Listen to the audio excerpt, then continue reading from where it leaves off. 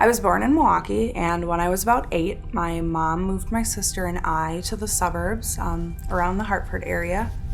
When I look at this picture of myself, I see a happy little girl that had all of the normal things that children had, normal birthday parties with lots of friends and people all around and everything happy and cheery. I think, to the outside world, we looked like a normal American family. I always felt that living in the suburbs was, if you lived in the suburbs, you lived a Lifetime movie, perfect life type of thing. Little did I know that I actually threw my daughter right into the fire. I met a guy my junior year of high school, and I thought he was it. I thought he was super cool and was going to be my knight in shining armor. And little did I know he was into drugs. He was into the drug scene. But I persisted anyways, and I stayed in it, and sure enough, it wasn't long before I started doing those very drugs with him. My sister started dating this boy, and she was crazy about him, and for the first time, she started to lie. And it were just very small things about, where she was and who she was with, and it was like, well, that's not typical of her. Why would she be doing that? And so that kind of really stood out to us, and it was just very simple things. I had met my trafficker, my drug dealer, through another female. She wanted to be my friend. She wanted to help me, and at the time I really needed somebody. I needed a shoulder to lean on, and she was that. Little did I know she had been watching me for months. They were getting to know her. They were, finding out information about her family, her friends, what she liked to do, what her insecurities were. They were her people for 2 years. And my drug dealer kept saying, "Come stay with me. I'm gonna make your life better." He sold me the American dream, and I bought it. I was in need of somebody saving me. I thought I needed saving. So by the time I got to his house, had him pick me up, he took my identification and social security card. He had everything. He promised me, just little things like going shopping to get a new wardrobe, or, a car, or my tickets paid off. Things girls around my age needed. They saw her vulnerabilities, and they also gathered information to use against her. I didn't have a lot of personal items, but I always had pictures of my nephews. So when somebody holds a loaded gun to your head and you say, "You do what I'm telling you to do, or I'm gonna kill your loved ones," you do it. So that's how it happened. He had the phone, so he would take the calls. A lot of this was done through text message. A lot was done through apps, through various sites, and through a touch of a button on his phone, he sold me to the highest bidder. More often than not, it was men on their way to work with their families at home, or men on Sundays, and they drop their wife and kids off at church. It is men you would never think about. Your CEOs, your businessmen, your soccer dads, cops, politicians, priests, you name it, I've probably come across it, and if I haven't, I know somebody that has. When Em disappeared, it was actually on my birthday.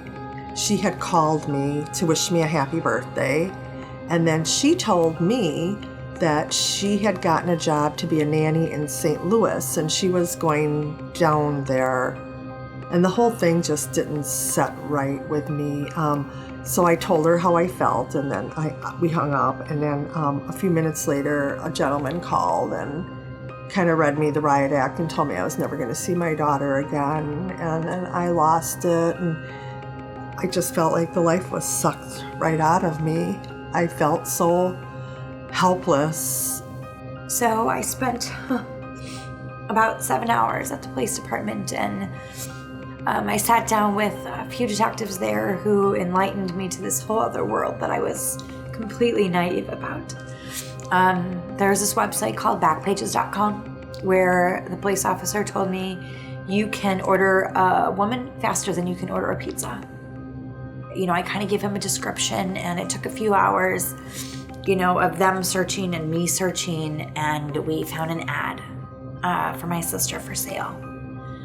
They had dyed her hair red, and there was a number on there. And so from there, we Google searched that number and found that she was listed on about 20 other websites for sale. I had never even heard of Backpages, and here these women are being posted for sale, and there's the phone number, and that's the same number that's on my telephone from the caller ID, and I just oh my God, who does this? But I put up I think it was maybe the same night, I put on Facebook, my sister is missing, I need your help.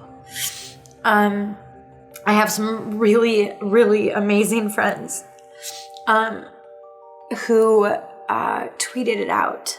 After a certain point, I had realized that they were looking for me because there were missing persons posters up and a Facebook page, but I was hiding in plain sight. And so many victims today we are hiding in plain sight. There were multiple times that I knew I wanted to get out of the life, that I needed to get out of the life, but I didn't know how, and I didn't want to be dope sick, and I didn't want to go to jail. I was scared. I had went into a store and stole a bunch of hygiene products, and it was almost like I did it intentionally to get caught. The female officer came, and I turned around and put my hands behind my back and said, "I'm ready. You can take me." And she's like, "What are you doing?" And I said, "I'm making your job easier." Because I knew I was getting arrested.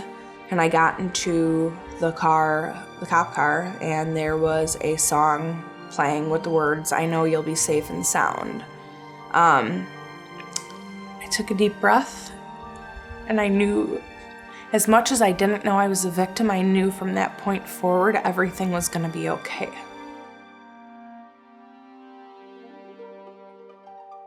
There is not a single county in our entire state or our nation that has not been affected by sex trafficking. Sex trafficking does not discriminate. It does not look for where you have come from, how you grew up.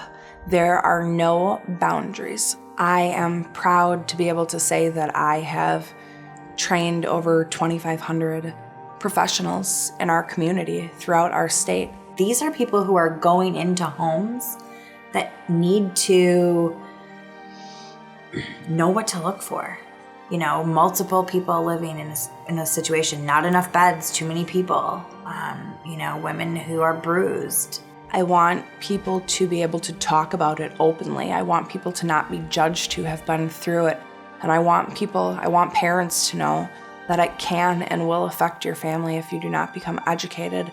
And if I can change one person's life, one person's perspective, that means I did my job.